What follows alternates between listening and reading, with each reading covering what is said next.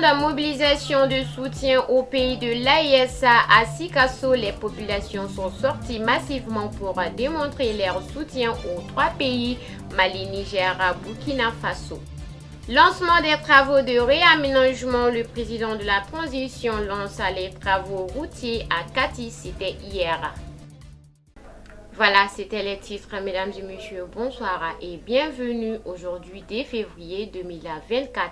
Annoncé dans les sommaires, le retrait des pays de l'AES de la CEDEAO, une décision bien accueillie par les Sikassois. C'était hier, les populations sont sorties massivement pour démontrer leur soutien à cette alliance entre le Niger, Mali et le Burkina Faso. Écoutons l'intervention du président de la jeunesse. Il est au micro de Zanka Ouattara et Amaram Fatraouri.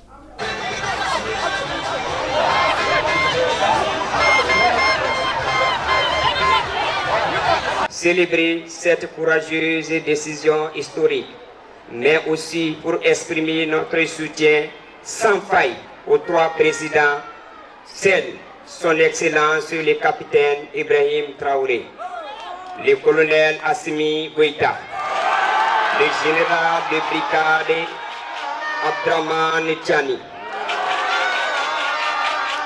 Conscient que nous sommes les bénéficiaires de la portée de cet acte, c'est pourquoi à travers cette manifestation, nous tenons à montrer à l'opinion nationale et internationale que nous engageons à soutenir l'élan de nos décideurs jusqu'à l'affirmation liberté totale de nos pays. À cet effet, nous estimons que la CEDEAO, nous décidons que la CEDEAO, il y a de très longtemps, aucun chef d'État n'a jamais été interpellé au nom du code de bonne gouvernance de la CEDEAO. Aucun pays victime d'agression terroriste n'a reçu d'assistance de la CEDEAO. Les sanctions illégitimes, non légales, illégales, inhumaines, gestion des codes du coup d'État, des points, nous pensions volontaires. Une fois de plus, nous remercions nos vaillants présidents qui ont vu jusqu'à cette organisation et au service d'un syndicat de chefs d'État soutenu par la France. Nous saisissons cette opportunité pour lancer un appel président aux plus hautes autorités de l'AES pour le retrait des délais de l'UEMOA, de la création d'une monnaie de l'AES. Chers jeunes de l'AES, dignes fils de Tcheba Traoré et de Babiba Traoré, Momo Traoré, j'en passe. Assumons-nous souverainement. Vive la paix, la cohésion sociale dans le monde entier et dans l'AES. Je vous remercie.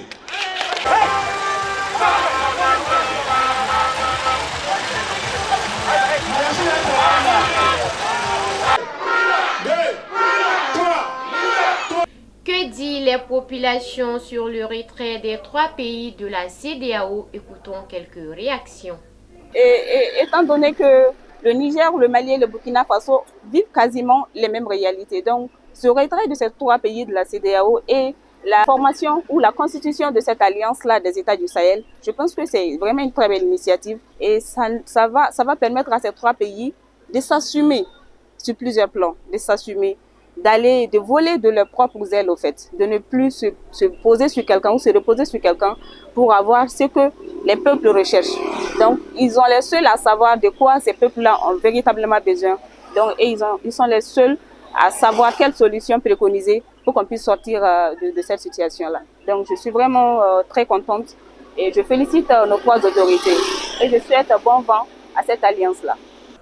Des trois pays, le Mali, le Burkina Faso, le Niger, de la communauté économique pour le développement, la CEDEAO, c'est une décision, n'est-ce pas, hautement appréciée par nous les économistes. Parce que, vous savez, ces trois pays constituent une alliance. Et cette alliance regorge chacun de ces pays des potentialités économiques, des potentialités intellectuelles, des ressources souterraines et des ressources en surface. Donc ces ressources pourront être mises en valeur dans le cadre de leur exploitation pour la prospérité des populations.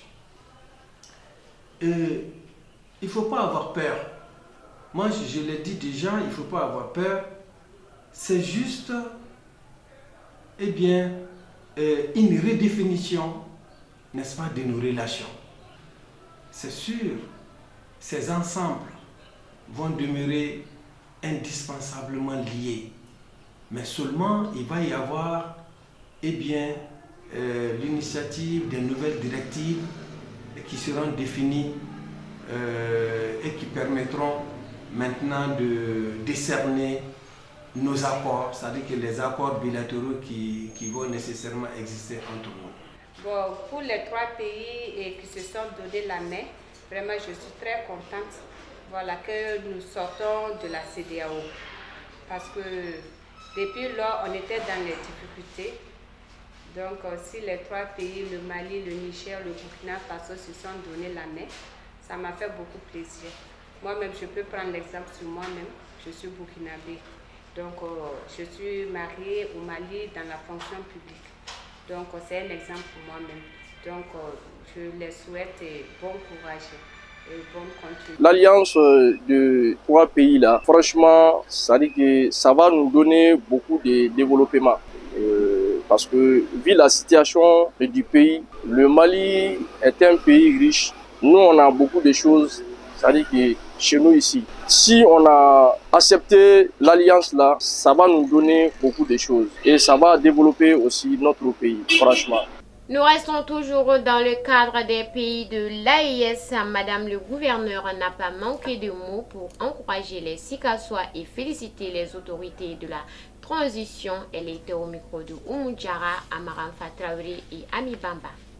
Faire l'union sacrée autour de nos autorités du Burkina, du Niger et du Mali, en ces moments historiques décisifs de notre nation, je vais dire de nos nations. Et je vous demande également, ensemble, que nous transformons ces moments historiques en opportunités pour développer, pour faire un développement local et pour promouvoir notre bien-être et pour la jeunesse et pour les femmes, les jeunes, les vieilles personnes de Sikasso. Je vous invite les uns et les autres à vous supporter mutuellement, à vous donner la main pour aider et soutenir, vous le faites déjà, ces autorités du Burkina, du Niger et du Mali. Sans votre soutien, ils ne peuvent rien faire. Sans le soutien du peuple, des peuples du Burkina, du Niger et du Mali, et les présidents de ces pays ne peuvent rien faire, les autorités ne peuvent rien faire. Donc nous saluons cette décision de leur retrait de la CEDEAO. Cette décision courageuse, nous la saluons et nous prions ensemble et je demande à toutes les forces vives de Sikasso, de toutes les nationalités ici présentes, de prier également pour nos chefs d'État du Burkina, du Niger et du Mali. Et que vivent les États de l'AES pour des nations unies et prospères. Cette marche de mobilisation a bien été appréciée dans la joie par les Sikassois suivant quelques temps forts.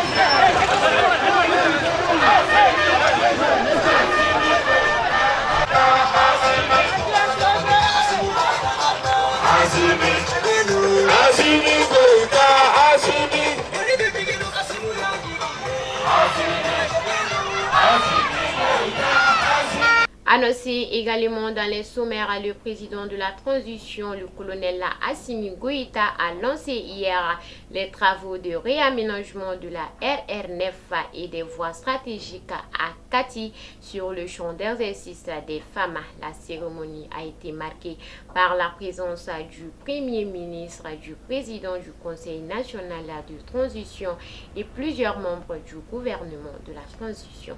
Écoutons Zanka Ouattara.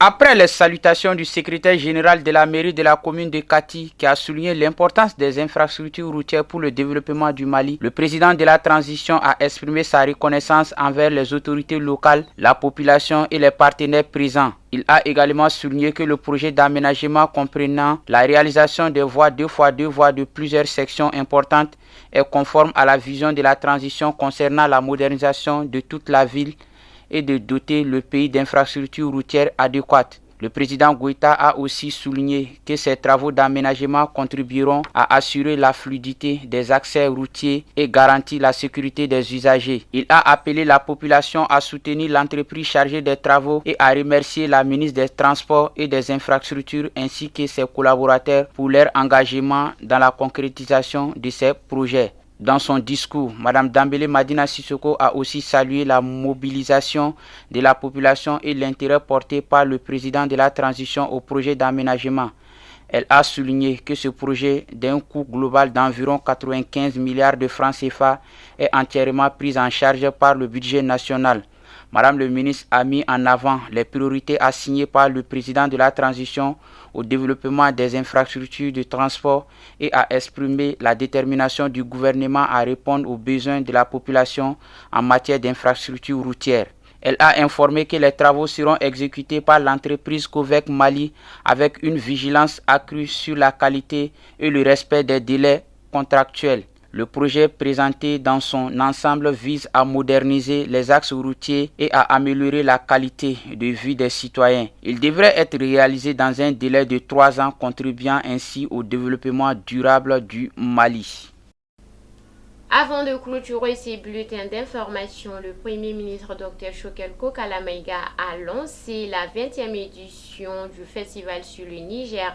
C'était hier en présence du ministre des Affaires étrangères, de la coopération internationale et celui de l'artisanat, de la culture et de l'industrie hôtelière et du tourisme, M. Antogoli Gundo et plusieurs membres de son cabinet. Écoutons les détails. Le Premier ministre Dr Choguel Kokala Maïga a Ségou pour lancer la 20e édition du Festival sur le Niger, accompagné du ministre des Affaires étrangères, de la coopération internationale et celui de l'artisanat, de la culture, de l'industrie hôtelière et du tourisme, ainsi que plusieurs membres de son cabinet.